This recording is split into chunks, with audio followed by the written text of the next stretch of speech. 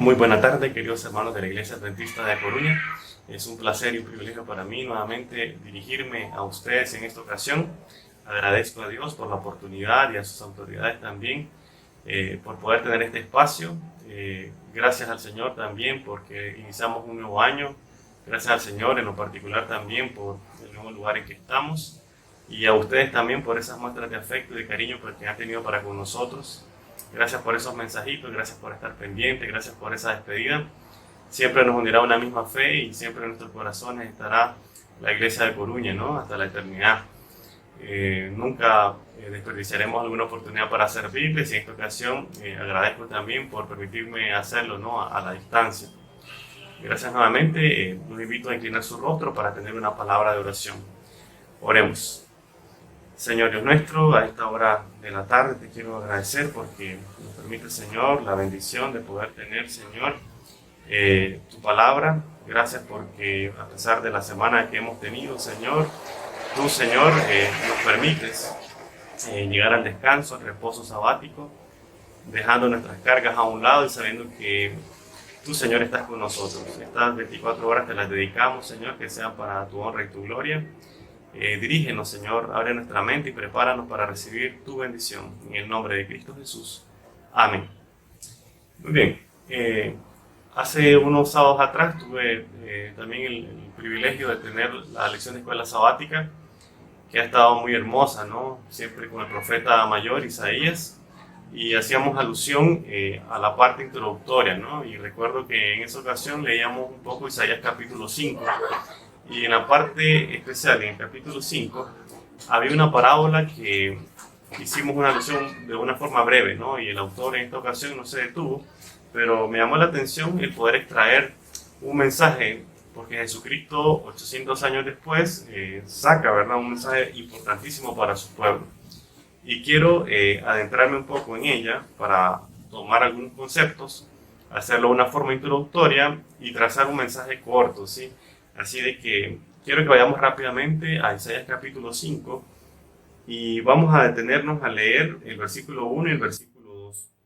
Ahora cantaré por mi amado el cantar de mi amado a su viña. Tenía mi amado una viña en una ladera fértil.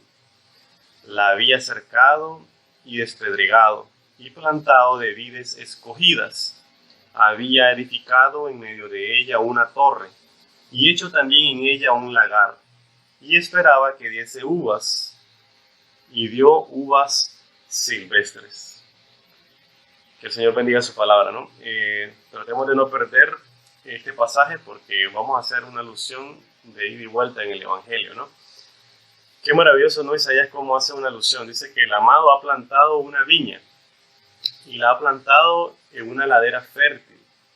Dice que la ha cercado, la ha despedregado y ha plantado no cualquier tipo de semilla, no ha plantado cualquier tipo de vid. Dice que vides escogidas, es decir, lo mejor de lo mejor. Quisiera que vayamos entonces en Mateo capítulo 21, cómo el Señor Jesucristo trae esta parábola al conocimiento nuevamente del pueblo, y muchos de los sacerdotes y fariseos y líderes del pueblo se dieron por aludidos, ¿no? Pero rápidamente, de forma introductoria, quiero aclarar algunos conceptos que estoy casi seguro que todos tenemos, ¿no? Pero de manera resumida quiero que vayamos identificando cada parte, ¿no? Mateo 21, versículo 33, nuestro Señor Jesucristo dice así: Oíd otra parábola. Hubo un hombre, padre de familia, el cual plantó una viña, la cercó de vallado, cavó en ella un lagar, edificó una torre y la arrendó a unos labradores y se fue lejos. Ya, claramente encontramos un paralelismo prácticamente exacto, ¿no? Tenemos a un hombre que es el dueño de la viña, tenemos a la viña, tenemos un lagar, tenemos una torre. La viña ha sido cercada también. Se han puesto todas las condiciones para poder sacar fruto de ella, pero el Señor Jesús le agrega un elemento más, ¿no? En esta ocasión le agregan los labradores, ¿no? Que yo creo que todos nosotros más o menos identificamos, ¿no? Cuando el Señor manda a los labradores, manda a pedir el fruto, y estos se hacen de oídos sordos, a veces castigan a los enviados, hasta que manda a su hijo en una ocasión y lo matan. No tengo mucho tiempo para detenerme, ¿verdad?, en toda la parábola. Yo los invito a que en sus casas puedan leer tal vez todos los versículos que siguen.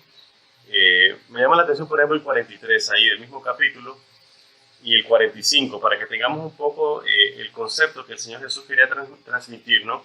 43 y 45 dice, por ejemplo, por tanto os digo que el reino de Dios será quitado de vosotros y será dado a gente que produzca los frutos de él. Una de las conclusiones que el Señor Jesús hace de la parábola es que es importantísimo el poder dar fruto, ¿no? Una viña que uno planta, uno quiere obtener un fruto, quiere obtener un resultado. Y por eso en la conclusión, entre muchos aspectos que el Señor resalta, habla, ¿no?, de la titularidad que tenía el pueblo de Israel, pero que va a ser pasada a otro pueblo para el cual pueda llevar mucho fruto, ¿no? Y gracias a Dios que nosotros, prácticamente como gentiles, hemos recibido esa bendición. Luego el 45. Y oyendo sus parábolas, los principales sacerdotes y los fariseos entendieron que hablaba de quiénes, de ellos, ¿sí? El Señor Jesús tenía un público y un auditorio muy grande, ¿no? Y muchas veces los líderes del pueblo se acercaban a él para escucharlo. Pero obviamente que los rabinos, los más habituados a la escritura y sobre todo aquellos que tenían los pergaminos y tenían claramente Isaías como un libro bien marcado, como un profeta mayor, identificaron en las palabras del Señor, en este caso en la parábola, una alusión directamente a ellos como líderes, ¿no?, como pueblo del Señor. Pero bueno, solamente para hacer ese paralelismo, ¿no? Yo los invito a que lo lean con tranquilidad en casa. Quiero que vayamos poniendo los puntos sobre la I, ¿sí? Vámonos a Isaías capítulo 5 para ir identificando los elementos y así tener un lenguaje claro, ¿sí? Isaías 5, por ejemplo, el versículo 7. Dice la palabra del Señor: ciertamente la viña de Jehová de los ejércitos es la casa de Israel, y los hombres de Judá planta deliciosa suya. Esperaba juicio, y aquí vileza, justicia, y aquí clamor. Vamos a detenernos en el versículo 7 y vamos a definir claramente. La palabra del Señor se interpreta sola y nos aclara que la vid indudablemente es el pueblo del Señor, son los hijos de Israel. Y así cuando el Señor se refería a la viña o simplemente y sencillamente a la vid también como un fruto, se refiere al pueblo de él, se refiere al pueblo escogido. Ya, y qué maravilloso es ver la manera, ¿no?, en que esta parábola, esta alegoría, refleja el cuidado tierno de nuestro Señor. Si nosotros somos esa vid, si nosotros somos realmente esas plantas, dice que el Señor nos cuida, dice que el Señor nos pone en una ladera fértil, dice que quita las piedras, pone un lagar, pone una torre en señal de seguridad, de protección, dice que pone un vallado, ¿no? Y realmente que todas las condiciones están dadas para que nosotros como hijos de Él podamos recibir múltiples bendiciones, ¿no? No me refiero solamente a la parte espiritual o económica. El Señor es tan maravilloso que tiene un cuidado dedicado, realmente continuo, y además de ser nuestro creador, sustentador, redentor, realmente que muestra su tierno amor para con nosotros en que envió a su Hijo, ¿no?, a morir por nosotros. Sigue diciendo todo el capítulo, ¿no? Yo quiero que ustedes lo lean, pero lo más maravilloso de esto es que el Señor pone un paralelismo, ¿no? Por un lado está el cuidado protector de Él, está su cuidado, su tierno amor, queda muy reflejada la misericordia y la gracia de Él. Pero, por ejemplo, en el versículo 5 y en el 6 encontramos que hay juicio también. Ya se lee, por ejemplo, el versículo 5: os mostraré pues ahora lo que haré yo a mi viña, le quitaré su vallado y será consumida, aportillaré su cerca y será hollada. El versículo 6 también dice que quedará desierta la viña. El versículo 13 nos dice la razón por la cual la viña queda desolada. Y entre las múltiples razones, la más importante es porque le faltó conocimiento. Creo que esto lo hemos comentado, ¿no? El conocimiento, al ser el pueblo de Dios, no era la falta doctrinal, porque estaba muy claro del mensaje, sino que la raíz hebraica que se utiliza acá como conocimiento es la misma que se utiliza en Génesis capítulo 1, cuando Adán conoce a Eva, de la misma que también Jesucristo, por ejemplo en San Juan capítulo 17, habla que la vida eterna es que te conozcan a ti, el único Dios, ¿verdad?, y Padre. en ese conocimiento es una relación, es una permanencia. Y es ahí la clave por la cual esta viña ha sido deshecha, ¿no? A partir del versículo 20 están los famosos ayes, ¿no? Y realmente que es un mensaje de una verdad presente. Por ejemplo, el 20, solamente para dejarles el contexto, yo les invito a que lean el 20, el 21, el 22, hasta el 24 por lo menos. El 20 dice, ay de lo que a lo malo dicen bueno, y a lo bueno malo, que hacen de la luz tinieblas y de las tinieblas luz, que ponen lo amargo por dulce y lo dulce por amargo. Realmente que se pone, ¿verdad?, en contexto la condición y las circunstancias en que se encontraba el pueblo del Señor. Y realmente que viéndolo al plano de nuestra vida, también es algo que nos llama la atención porque también habla de una realidad que vamos a vivir antes de la segunda venida del Señor. Ya es muy duro realmente porque a veces nosotros no sabemos diferenciar los tiempos y en la parte moral como sociedad estamos condenando muchas veces aquellas cosas que deberíamos de rescatar como valores y haciendo lo contrario también con los principios del Señor. Pero bueno, teniendo esto en mente, quiero que vayamos ahora al libro y al Evangelio según San Lucas en el capítulo 13. Porque en esta ocasión el Señor Jesucristo rescata estos conceptos agrícolas, estos conceptos de Isaías y de Mateo que hemos visto antes, para poder contar una parábola muy interesante, ¿no? Y es por la cual tenemos el título de esta tarde, ¿no? Un año más. Así que bueno, esa es la introducción, ¿sí? Lucas 13, a partir del versículo 6. Acompáñenme, por favor, dice la palabra del Señor. Dijo también esta parábola. Tenía un hombre una higuera plantada en su viña y vino a buscar fruto en ella y no lo halló. Vamos a detenernos un momento acá. Nuevamente el Señor Jesús se refiere, ¿no? Dice, esto es una parábola. Nuevamente hay un hombre, un propietario, dice que tiene una viña, es decir, hay muchas similitudes con Isaías y con Mateo, pero ahora agrega un nuevo elemento, y el nuevo elemento es una higuera, ¿no? Por lo menos cuando yo leí estas parábolas, yo he nacido, ¿verdad? Y he sido criado en el trópico, y tanto la vid como la higuera para mí son elementos muy extraños, ¿no? Estoy más habituado a conocer la piña, el mango, la papaya, ¿no? Pero la vid y la higuera no. Pero aquí se agrega este nuevo elemento de una forma muy intencional. Sí, por lo menos ustedes en el clima mediterráneo que tienen comparten algún tipo de especies, también como en el Mediterráneo de Israel, ¿no? Y las personas que conocen de estos frutos, yo creo que entienden un poco más. Y es muy importante entonces identificar que ahora el Señor Jesús agrega un nuevo elemento. En este caso sería una higuera, ¿no? Pero ¿cuál es la diferencia entre una higuera y una vid? Pues vamos, que la higuera da higos y que la vid da uvas, ¿no? Pero más allá de eso hay elementos muy interesantes que me gustaría resaltar. Vamos a ir identificando algunas cosas más, ¿sí? Por ejemplo, en el versículo 7 dice que este propietario, este hombre, dijo al viñador: aquí hace 3 años que vengo a buscar fruto en esta higuera y no lo hallo. Córtala. ¿Para qué inutiliza también la tierra? Ya, es importante esto. A ver, vamos a ir viendo, ¿no? Número 1, hay un hombre. Claramente este hombre propietario es nuestro Padre, ¿no? Es nuestro Señor con su misericordia, que cuidó la vid, que puso un vallado, que puso una torre. Pero tenemos un nuevo personaje, ¿no? Que dice que este hombre habla al viñador. Ya claramente, si ustedes leen el contexto, el viñador es nuestro Señor Jesucristo, y lo vamos a ver más adelante también por otro elemento importante. Ya, pero este hombre que es un propietario y también el viñador que tiene mucho conocimiento de lo que tienen como cultivos, ha tenido un problema. Ya, y el problema es que ha venido 3 años a buscar fruto a la higuera y la higuera no tiene ningún fruto, ¿no?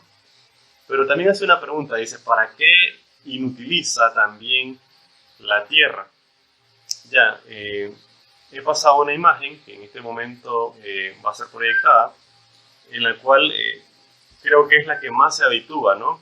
Es la que más se asemeja en mi imaginación y creo que también en la intención del Señor Jesucristo, a lo que está hablando, ¿no? Como podemos ver en la imagen, tenemos el viñedo, y como ustedes conocen, como buenos gallegos, ¿no? El viñedo es una enredadera que para poder aprovechar la tierra en esta plantación lo que se hace es tenerla muy baja, pero allá en el fondo podemos ver un árbol alto, ya un árbol que sobresale, ¿no?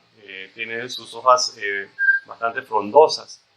Ya una de las señales que tenía una higuera es que cuando tenía muchas hojas es que ya tenía que tener frutos, ¿no? Entonces realmente que esta imagen representa muy bien, aunque bueno, ese edificio no es una torre, pero tratemos de llevar nuestra imaginación a ese lugar. Aquí quiero detenerme y decir muchas cosas. Número uno, ha quedado claro que la viña y la vid representa al pueblo de Dios. Eso lo vemos en Isaías capítulo 5, el versículo 7, ¿no? La vid es el pueblo escogido de Dios. Somos nosotros como pueblo también, el pueblo espiritual, el Israel espiritual de que nos habla también Pablo en Romanos 11. Pero entonces yo pregunto, si nosotros como vid podemos identificar al pueblo de Dios, ¿la higuera qué podría ser? Y es una buena pregunta, ¿no? Porque estamos hablando de que en una plantación deberían haber solamente vides y ahora hay una higuera, algo que el Señor intencionalmente incluye. Pero realmente, según el contexto, según la forma, la intención, es que la higuera sobresale de la plantación, es más alta, es más frondosa, ocupa un terreno mayor, y no llegaríamos muy tarde a la conclusión de que si el pueblo de Dios es la vid, esa higuera que sobresale son sus líderes, ¿no? Y trayéndolo al contexto nuestro, eres tú y soy yo, somos los líderes del pueblo de Dios, somos aquellos que somos líderes también al salir de las puertas de la iglesia, también de la comunidad de nuestro hogar, a la hora de que testificamos, a la hora de que predicamos, a la hora de que somos un testimonio vivo también a las naciones. Pero suceden muchas cosas, por ejemplo, dice el dueño, propietario y experto en este cultivo, que ha venido durante 3 años a buscar un fruto. A ver, 3 años es una clara connotación también al ministerio de nuestro Señor Jesucristo, ¿no? Que casi todos coincidimos en que ha durado 3 años. Y vez tras vez él llegaba a su pueblo, llegaba a los líderes, llegaba a los fariseos, a los sacerdotes, y ellos demandaban señales. El Señor también daba señales al punto de que ya en su último año resucitó a Lázaro, pero sus corazones estaban muy duros. ¿Ya? Y realmente que esto hace ver la forma en que él llegó al pueblo a buscar frutos y no los tenían. Ojo que la condición de Israel de aquel entonces, nosotros como Israel espiritual, ante la segunda venida del Señor, no va a ser muy distinta, ¿no? Y es por eso que tenemos que estar apercibidos. Pero bien, hay otra cosa muy importante. 3 años es mucho tiempo. Pero hay cosas que están detrás de esto, ¿no? Por ejemplo, si ustedes, bueno, algunos que están más habituados a esto, ¿no? Pero según lo que yo he leído, para que una higuera pueda llevar frutos, como la mayoría de los árboles frutales y que no son injertos, ¿no? Se necesitan entre 5 a 8 años para poder tener frutos, ¿no? Yo recuerdo un aguacate que nosotros plantamos, ¿no? Hace un tiempo en casa, y llevó mucho tiempo, y pasaban los años y ese aguacate no frutaba, y muchas veces tuvimos la intención nosotros de cortarlo. Hasta que el año pasado mi familia me comentó que había dado muchísimo fruto, ¿no? Después de 8 años. Pero bueno, la higuera no es tan distinta, ¿no? La higuera, si ustedes investigan, incluso en Google, van a encontrarnos entre 5 y 8 años. Pero para que el dueño de la viña, el dueño de la higuera también buscara un fruto en ella, era lógico pensar de que el cuidado que había tenido, el cuidado de abonarla, el cuidado de estar pendiente de ella, había llevado más de 6 años por lo menos, para que en el año séptimo, por decirlo así, fuese su primer año de frutar, ¿no? Pero dice él que llegó durante 3 años. Sería ilógico que él buscara el fruto a partir del primer año, cuando no era la época de que pudiese dar el fruto, ¿no? Así de que la misericordia del Señor se refleja en esta parábola, en que habiendo tenido todas las condiciones, en que habiendo tenido por lo menos 6 años, le había dado 3 años más de gracia a nosotros como higuera, al pueblo del Señor, para encontrar frutos, y no lo tenían. Y fue el primer año y no lo tenía, y fue el segundo año y no lo tenía, y fue el tercer año y tampoco lo tenía, ¿no? Por lo menos aquí tenemos casi 10 años, ¿no? Desde el cuidado de la siembra, el cuidado protector, el cuidado de abonar, el cuidado de poder mantener, hasta la búsqueda que tiene el dueño hacia la higuera para que pueda encontrar en ella frutos, pero aún así dice que no lo encuentra. Pero ojo, que la misericordia del Señor es muy grande, ¿no? No se reduce a un tiempo, se reduce a ir más allá. Y es por eso que también junto con la gracia y la misericordia encontramos juicio, ¿sí? Y realmente que ustedes pueden ver en la parte última del versículo 7, que el dueño de la viña dice, no encuentro fruto, córtala. Eso es justicia, ¿no? Y si ustedes recuerdan la imagen que acabamos de ver, la higuera es un árbol frondoso, pero tiene un problema, ¿no? Que al ser frondoso refleja mucha sombra y las vides necesitan mucho sol para poder crecer. Sí, entonces si la higuera no tiene, ¿verdad?, frutos, es ilógico, como lo dice ahí, ¿para qué va a estar inutilizando la tierra? Y es ahí la importancia, ¿no? Y realmente que muchas veces como líderes, muchas veces como pueblo escogido del Señor, hemos sido un obstáculo para su obra. Duele, ¿no? Es algo que parecerá, pero ¿por qué está eso así? Pero es verdad.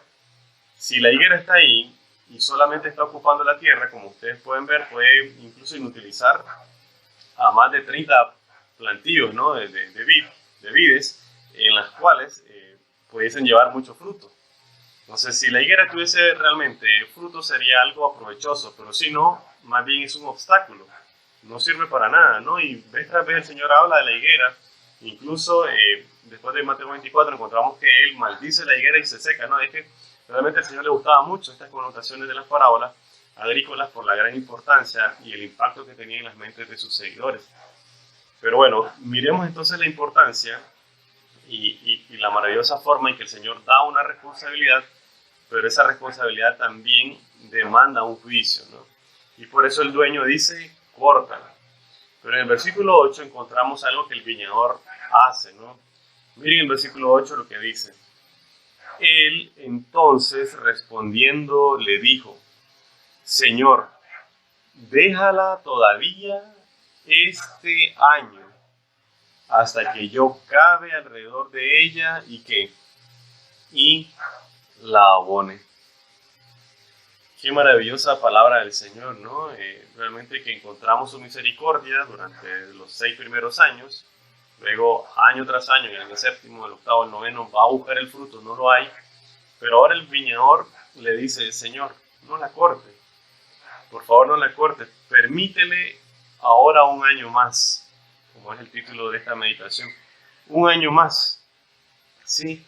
Un año más yo iré, cavaré alrededor de ella, la aportaré, permitiré que el agua se filtre por ahí, la abonaré y estaré, ¿verdad?, bajo el cuidado y la protección de mí, ¿no?, como viñador, que es el Señor Jesús. Qué maravilloso pensar de que siempre el Señor está dispuesto a ir una milla más. Lo que Él predicó en el Sermón del Monte, a poner la otra mejilla, ¿no? Pero en la connotación espiritual que nosotros tenemos acá, hay muchas lecciones que podemos aprender. Un año más, ¿no? Ya estamos prácticamente a la última semana del mes de enero, el primer mes del año. ¿Y qué año el que vivimos, ¿no? El 2020. Realmente que ha sido un año a todas luces para el olvido, ¿no? En el plano de la pandemia, en el plano económico, el retraso que todos tuvimos en nuestras actividades, el cambio de la forma de vida que fue sustancial.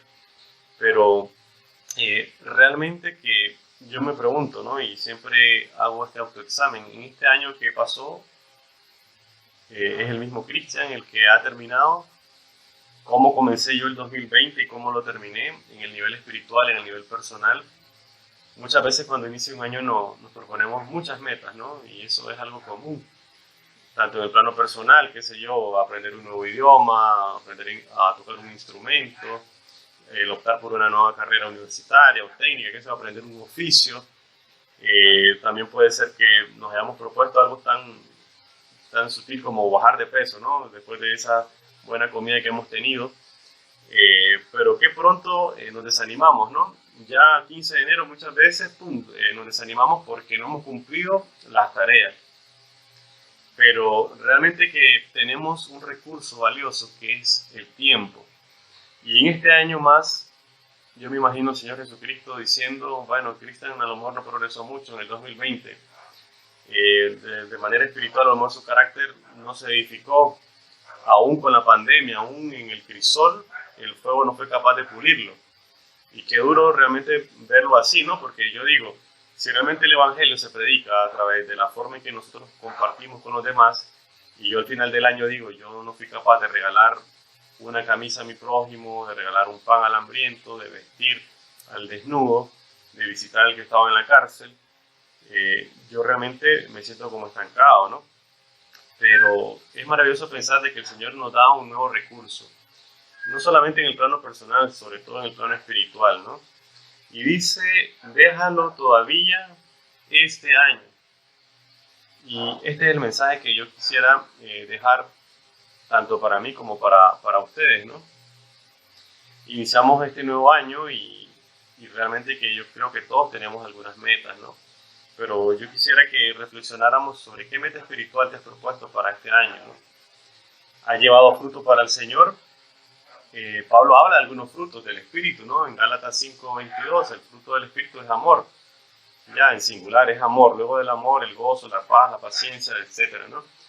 Pero yo digo, será como cristiano, de manera personal, he visto obstruido, yo he visto obstruido mi crecimiento personal y espiritual al punto de que sigo siendo el mismo egoísta, orgulloso, maleducado, no lo sé, realmente que cada uno de nosotros debería hacerse un autoexamen y pensar de la manera en que nosotros hemos venido creciendo.